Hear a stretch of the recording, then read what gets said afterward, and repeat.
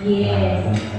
Ano lang? Yes. Actually, JN, nag-usap na kami direct kanina nung nakaupo kami doon. Sabi ko, na-miss ko yung pelikula kung gaya ng ganito. Yung, syempre, di ba, ngayon, yung tangi na sa Netflix kasi bago mapasok lang siya sa Netflix. So, napanood ko siya, na-miss kong gumawa ng ganong pelikula. And ito nga, luckily, at least binigyan ako ng Viva Films ng ganitong klaseng pelikula. And I'm so thankful and sobrang na-miss ko yung ganitong klase na pang-pamilya. And thank you, Direk, for directing me dito at yung mga bata sa movie na ito. So, yung mga alaga ng mga anak ko rito, kamusta naman sila ay bilang artist? Ay, magagaling na artista, pasaway, okay. Pero magagaling. Yan talaga, kahit ano pang sabihin natin, kahit marami silang mga bashers, haters, hindi natin maikakailan na ang mga bata ay mahuhusay talaga. Hindi lang sa pag-rap, kundi sila din yung gumagawa ng kanta nila. And surprisingly, magagaling din silang artist. Ano ka dito ay? Ano yung character mo rito? As compared to... Wala akong kwenta rito, Jay. Wala akong kwenta rito. Okay, thank you, John.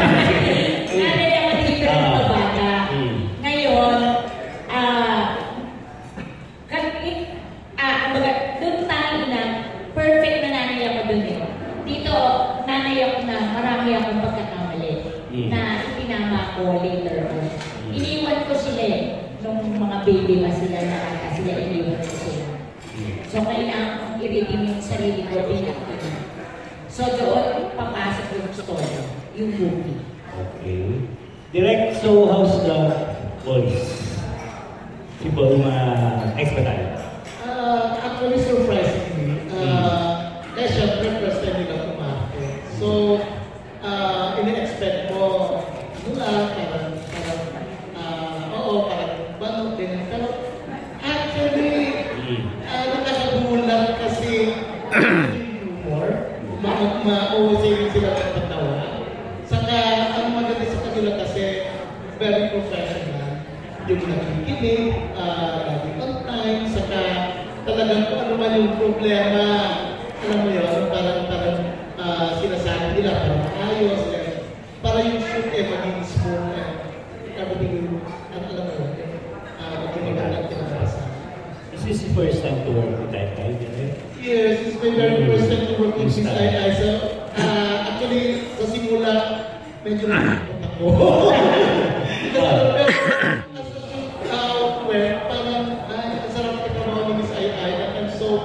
Happy na nagtatrabaho kami. At sana ito yung last na magtatrabaho kami. Kung ano na kung sa'yo si Direk, as a director? Napakabait na director na ito. Bakit? Oo, napakatyaga. Tyaga sa mga bata. Tsaka, syempre sanay ako sa mga director na yung mga, pag yung hindi nila nakuha yung syempre, minsan nagpapakulong sila. Si Direk, chill lang eh. Mabait, mapasensya. Kunyari, sisigaw lang sa sali, mamaya, sweet na siya ulit. Ganun. Happy anniversary pala kayo. Okay, JN, salamat.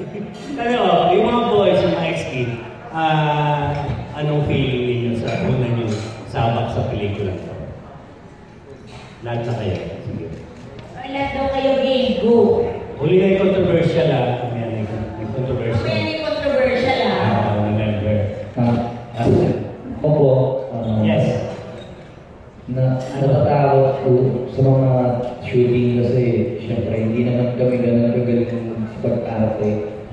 Pero sa tulong ni Mama ni Direk, ginagay nila kami tapos kino-compliment nila kami kaya mas pinag-iigilan namin. Kaya naramdaman ko sa movie na wala lang. Parang tinrain lang nila kami habang tinatrain na bubuo yung movie. Ganun po yung nila. Anong kanito klase mo? Anong ginawa mo? Ako po yung anak na actually kami talaga kami ngayon sa patuloy. Kami yung mayaman na anak, wala si Chura. Anong hindi accurate yung pagka-iingarte namin sa itsura namin. Ganun gawin klase nga. Kasi, yes, mayaman kami doon. Yes. Yung susunod, experience naman yun. Sa akin naman, nurse ako doon sa pelikula.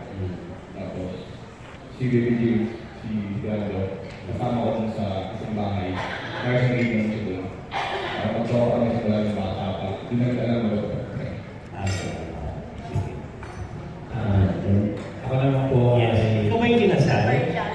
Opo. Ay, yung controversy ka naman. Meron yun. Ako yung Ikaw yung kinasal. Ako yung controversial.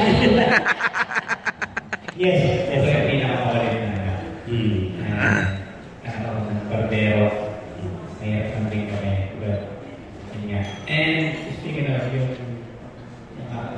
feeling na naka-work sa mga kaya, overwhelming kasi, siyempre, pumilig kami ng Pilipinas and siyempre si Derek. Kaya na. Anyway, siya na. Go. Okay. Thank you. Ako naman, ako yung kawawa, yung mahirap na anak, yung huling na anak. Tapos yung feeling ko doon, about dito sa movie, masaya, excited, kasi ginawa namin yung best namin para magiging sa doon. So, ayun, nag-aabang natin, gusto ko na rin magagawa. Ako po yung dito. Kasama ako yung nursing dito. Ako yung pangalay sa mga kapatid na actually iniwan ako kami na baka na ako mag-isip na pero blurred yung memories. So, nursing aid na mapag sa amin is ang pamilya. Kami ni Waswa. And, ayun. Isa sa pinaka, ako yung pangalay na ako yung pinaka parang isip bata dito. And, ayun. Tapos, working with Mama Ayo and Direct Lado. Ang una kasi, medyo takot kami kasi hindi naman namin mundo itong yung pag-acting. So, yun. Eventually, na-overcome namin yung fear. Tapos na-enjoy namin. Yun yung magandang part ka. Na-enjoy namin yung paggawa namin. Na parang family. Yeah.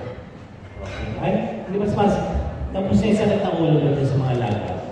Wala ka na sakit ng ulo sa mga alaga. Wala akong sakit ng ulo. Wala na. Minsan, pero parang pamilya din yan, di ba?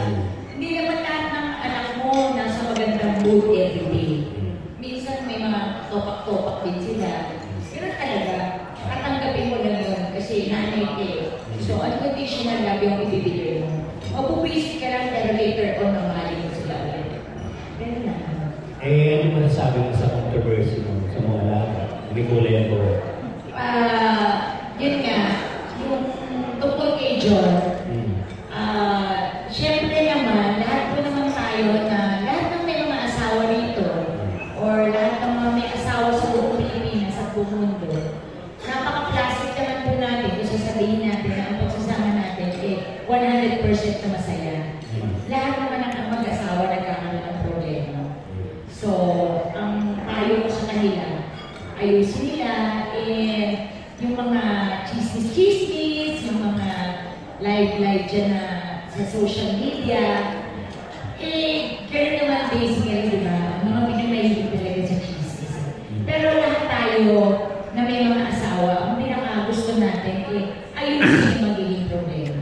So, yun yung sinasabi ko kayo yun. At kasalukuyan naman na inaayos na yung problema. Yun naman yun. Totoo ba yun dyan? Sagutin mo na. Sagutin mo. Okay, well, first of all, I just want to say Ay, English. British yan, no? British national yan. I don't know. Jay, and you should know. Okay, yes, yeah. I just want to say nobody's perfect. I am not perfect. I made a mistake. But right now, I'm in the process of sorting it out with my wife. And I'm trying to sort out my marriage, trying to save my marriage.